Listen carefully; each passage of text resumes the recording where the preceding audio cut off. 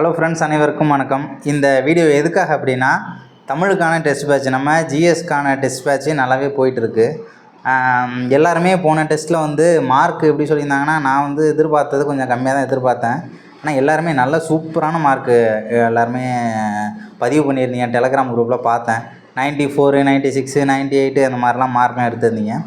GS actually அப்படி தான் படிக்கணும். ஏன்னா ஜிஎஸ்ஸை வந்து நம்ம ஏனாதானோ அப்படின்லாம் படிக்க முடியாது. ஏன்னா ஜிஎஸ்ன்னு அப்படின்றது தமிழ் வந்து எந்த அளவுக்கு நமக்கு ரொம்ப ஈஸியோ அதே மாதிரி ஜிஎஸ் வந்து கஷ்டம்னு சொல்ல முடியாது. ஆனால் ஜிஎஸ்ஸை வந்து நம்ம அணுகக்கூடிய விதம் வந்து கொஞ்சம் மாற்றி வச்சுக்கணும். ஏன்னா ஜிஎஸ்சில் வந்து நம்ம ரொம்ப ஸ்ட்ராங்காக இருக்கோம்னு வச்சுக்கோங்களேன். இப்போ ஜிஎஸ்சில் வந்து ஸ்ட்ராங்காக இருக்கோம்னா அது ஒரு தனி வகையான ஒரு கெத்து, ஓகேவா? ஆனால் நமக்கு குரூப் 4 எக்ஸாமு, குரூப் 2 எக்ஸாமில் தமிழும் 100 கொஷின் கிட்ட வருது. 100 கொஷின் தாண்டி தான் சொல்லலாம். ஏன்னா 100 கொஸ்டின் நமக்கு சிலபஸ் படி 100 கொஸ்டின். ஆனால் நமக்கு கேட்கக்கூடிய கேள்வி எத்தனை அப்படின்னா 110 கேள்விகிட்ட கேட்பாங்க. அது என்ன சார் 110 அப்படின்னா, யூனிட் 8ன்னு ஒரு ஏரியா கவர் ஆகுது. திருக்குறள் மற்றும் அதன் விழுமியங்கள் அப்படின்னு வருது.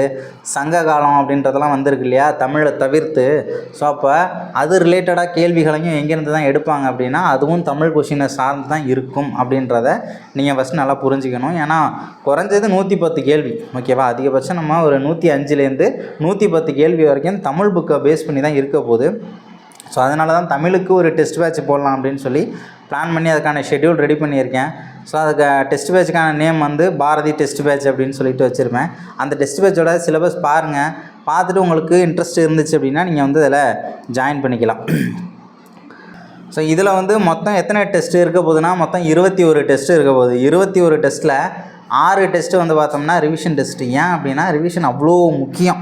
எந்த அளவுக்கு நம்ம ரிவிஷன் பண்ணுறோமோ அந்த அளவுக்கு எப்படி சொல்கிறது, நிறைய பேருக்கு கொஞ்சம் மேதாவித்தனம் இருக்கும். நம்ம தான் படிச்சிட்டோமே, 6வது புக்கு தானே, அதெல்லாம் நான் படிச்சிட்டேன்ப்பா அப்படிம்பாங்க.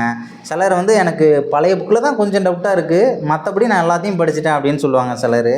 ஆனால் நமக்கு என்ன முக்கியம்னா ரிவிஷன் மொத்தத்தில் பண்ணிட்டு தான் போகணும். ரிவிஷன் பண்ணாமல் போனோம் அப்படின்னா நம்ம நினைக்கிற ரிசல்ட்டு கொஞ்சம் மாறி நடக்கிறதுக்கான வாய்ப்பு அதிகமாக இருக்குது, ஓகேவா? நெகட்டிவாக பேசுகிறேன்னு நினைக்கல.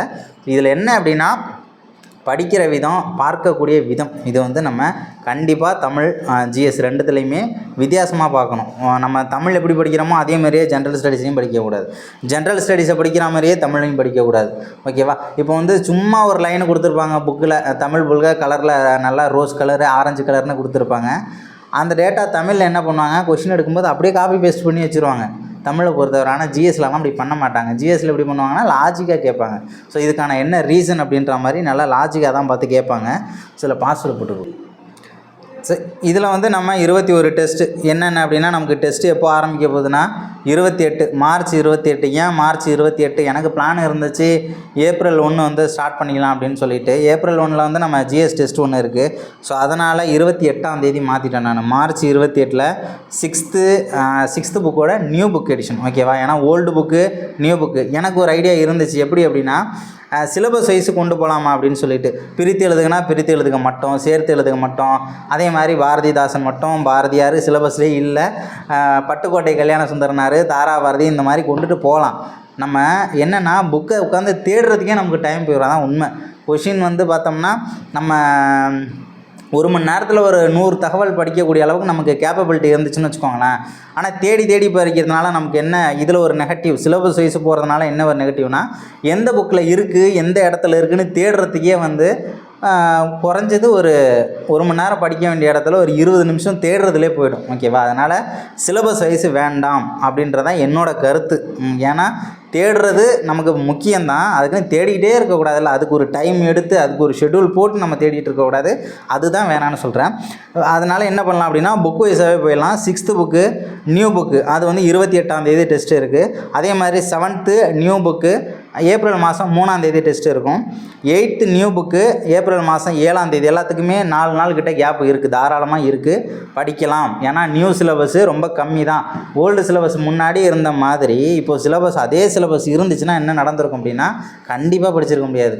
புதுசாக படிக்க வரேங்க சொல்கிறேன். ஏன்னா அந்தளவுக்கு ரொம்ப வெயிட்டான ஒரு ஷெட்யூலாக இருந்துச்சு அப்போ இருந்த சிலபஸ்ஸு, தமிழ் சிலபஸ். இப்போ வந்து பார்த்தோம்னா கொஸ்டினே எடுக்க முடியல ஒரு புக்கில். இப்போ 6th புக்லேருந்து 100 கொஷின் எடுக்கவே முடியலை. ஏன்னா அந்தளவுக்கு அவுட் ஆஃப் சிலபஸ் டேட்டா நிறைய இருக்குது அப்படின்றத நம்ம ஃபஸ்ட்டு தெரிஞ்சுக்கணும். அதனால் படிக்கிறத சூப்பராகவே படிக்கலாம்.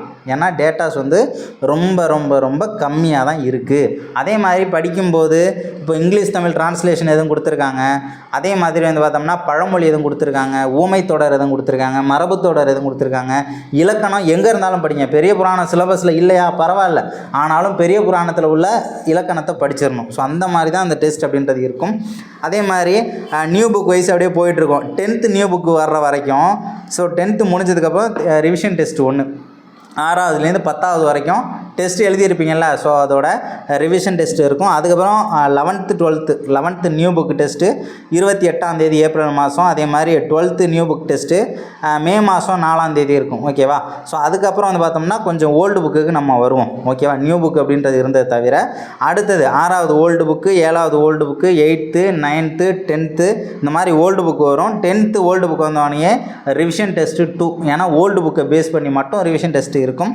அதுக்கப்புறம் ஓல்டு புக்கு 11th 12th. ஓகேவா. 11th ஓல்டு புக்கு, அதுக்கப்புறம் 12th ஓல்டு புக்கு இருக்கும். ஸோ அதனுடைய ஷெடியூலை வந்து என்னடா நான் சொல்லிகிட்டே இருக்கேனே அப்படின்னு யோசிக்க வேண்டாம். நான் கீழே வந்து உங்களுக்கு அந்த ஷெடியூலையும் ஷேர் பண்ணுறேன், அதே நீங்கள் யூஸ் பண்ணிக்கோங்க. அதுக்கப்புறம் ரிவிஷன் டெஸ்ட்டு 3, அதுக்கப்புறமா ஒரு ரிவிஷன் டெஸ்ட்டு 4, எல்லாமே நியூ புக்கு ஓல்டு புக்கு முடிஞ்சதுக்கப்புறம் ரிவிஷன் டெஸ்ட்டு 1 புது புக்கு பேஸ் பண்ணி மட்டும்தான் இருக்கும் அந்த ரிவிஷன் டெஸ்ட்டு. ஸோ அதுக்கப்புறம் இன்னொரு ரிவிஷன் டெஸ்ட் வருது, அது வந்து ஓல்டு புக்கு பேஸ் பண்ணி மட்டும்தான் இருக்கும். ஸோ அதுக்கப்புறம் சிறப்பு தமிழ்னு ஒரு புக்கு ஒன்று இருக்குது இல்லையா. ஸோ அதையும் நம்ம வந்து என்ன பண்ணணும், கண்டிப்பாக தொட்டு பார்த்துட்டு வந்துடணும். ஏன்னா அதையும் நம்ம தொடாமல் போகக்கூடாது. ஸோ அதனால் அதை ஒரு டேட்டை ஃபிக்ஸ் பண்ணி அந்த டெஸ்ட்டும் உள்ளே வருது. அதுக்கப்புறம் ரிவிஷன் டெஸ்ட்டு 5, அதுக்கப்புறம் ரிவிஷன் டெஸ்ட்டு 6. ஸோ இதில் வந்து பார்த்தோம்னா old book new book face பண்ணி ஒரிஜினல் டிஎன்பிஎஸ்சி கேள்வி எப்படி இருக்குமோ அதே தரத்தில் தான் இருக்கும் ரிவிஷன் டெஸ்ட்டு 5, 6. ஓகேவா. ஏன்னா அதுக்கப்புறமா ரிவிஷன் டெஸ்ட்டு கேப்பில் நம்ம வைக்கலாம், இருந்தாலும் அதுக்கு மேலே வேணாம் அப்படின்றது என்னோட கருத்து. ஏன்னா 13ஆம் தேதி டெஸ்ட் வரப்போது, ஜிஎஸ்ஐ நீங்கள் ரிவிஷன் பண்ணணும், அதையும் நான் வந்து யோசிக்கணும். ஓகேவா. அதனால் ஜிஎஸ்ஐ நீங்கள் ரிவிஷன் பண்ணுற மாதிரி இருக்கும். தமிழையும் வந்து ரிவிஷன் பண்ணிட்டு அப்படியே ஓவராலாக மைண்டு அப்படியே ரிஃப்ரெஷோட என்ன பண்ணணும், ஒரு ரிலாக்ஸ் மைண்டோட என்ன பண்ணணும், நம்ம எக்ஸாமுக்கு போயிட்டு எழுதி அழகாக பாஸ் பண்ணிட்டு வந்துடலாம். அதை பற்றி எந்த ஒரு கவலையும் இல்லை. ஸோ இந்த டெஸ்ட் பேட்சுக்கான ஃபீஸ் எவ்வளவு அப்படின்னா ஸோ இதில் வந்து நான் இந்த ஷெடியூல் கூட உங்களுக்கு சேர்த்து கொடுத்துருப்பேன். ஜிபே நம்பரு, ஃபோன்பே நம்பர் கொடுத்துருப்பேன்.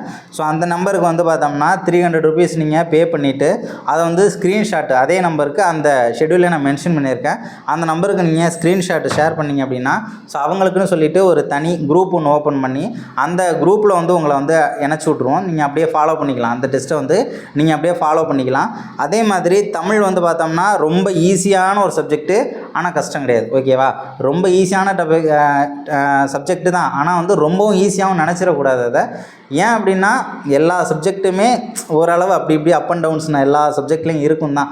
சிலருக்கு இது வரும், சிலருக்கு இது வராது, சிலருக்கு புணர்ச்சி விதியே பிடிக்காது, சிலருக்கு இலக்கணம் சுத்தமாக பிடிக்காது, சிலருக்கு இலக்கியவாதிகளை பற்றி கொடுத்துருக்காங்களே அவங்கள படிக்கிறதுக்கு பிடிக்காது. அந்த மாதிரியெல்லாம் பார்க்கக்கூடாது. எல்லாத்தையுமே ஓரளவு அப்படியே படிச்சுக்கிட்டே போயிட்டே இருக்க வேண்டியதான்.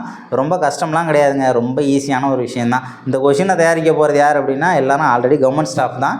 ஆல்ரெடி எல்லாம் இப்போ கொரோனா முடிச்சுட்டு பாஸ் பண்ணவங்க, அதுமாதிரி இப்போ குரூப் 4 போனவங்க. ஸோ இவங்களை வச்சு தான் அந்த கொஷினை வந்து ரெடி பண்ண போகிறோம். ஏன்னா ஒரு ஆளால் கண்டிப்பாக ரெடி பண்ண முடியாது அப்படின்றது உங்களாலே ஃபீல் பண்ணி பார்க்க முடியும். ஸோ அதனால தான் இந்த ஒரு மினிமம் சார்ஜ் நாங்கள் பண்ண வேண்டிய ஒரு கட்டாயம் இருக்குது அப்படின்றதையும் உங்கள்கிட்ட சொல்லிக்கிறேன்.